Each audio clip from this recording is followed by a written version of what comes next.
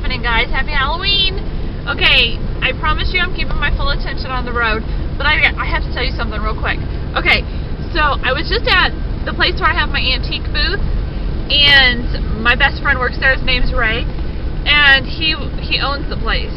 And he told me that they had a break-in last night, and I was like, oh my gosh, well, when I get off work, I'll come by and, you know, help you walk through the building or whatever. Well, him and his co-worker, Robert, had already walked through the entire building and with the cops, and they couldn't find nobody. They couldn't really find anything out of missing, but they found the fact that somebody had slept in some of the beds upstairs, and just like somebody had tripped over a utility cord, unplugged it, and his back door had been pried open, but they left the crowbar.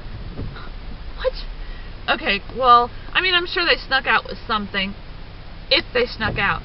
Ray's like, you know, we didn't really look that close. The person or people could still be upstairs hiding away. So I was like, well, when I got there, I was like, well, I'll go ahead and run upstairs, because they've got a bunch of furniture and stuff upstairs.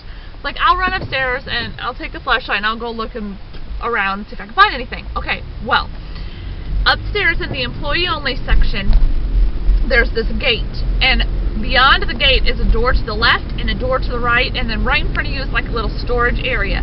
Well, I'm looking over here to the left, and I'm like, the door's open, and it's a sliding door, and usually that sliding door is completely closed because that's where he keeps his inventory overstock. He doesn't want anybody in there. So I was like, well, that's weird. It's open, about a foot. It's like, I'm going to go downstairs and tell Ray, you know, hey, you forgot to shut the door. So anyway, I go downstairs. I'm like, Ray, you guys left that door open upstairs. He's like, no, we didn't. We made sure all the doors were closed. I said, well, it's open, the door off to the left.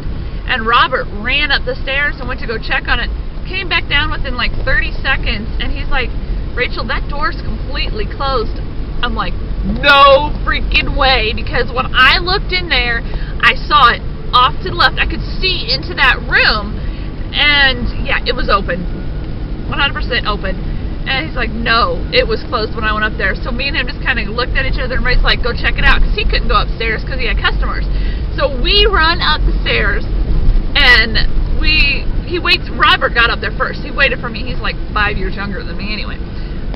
Or 10 years younger than me, whatever. Anyway, and so he waits for me at the top of the steps, and we walk into the back area, and he's like, see, the door's closed. And I'm like, Robert, I swear to God, that door was open.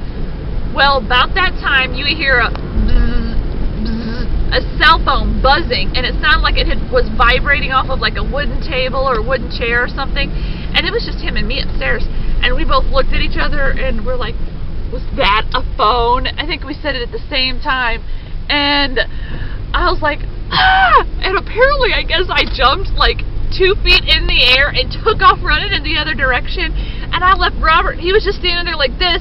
He didn't know whether to run or to stay, and I was like, oh my gosh, I'm so sorry, because if somebody would have been there, they would have just shot and killed him, you know, or something.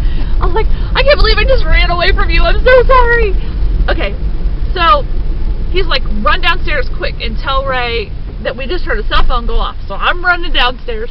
I'm downstairs. I'm like, Ray, we just heard a cell phone go off, and both of our cell phones were in our pockets. And he's like, okay. So he goes and gets his handgun, because apparently he's got like a conceal and carry or whatever.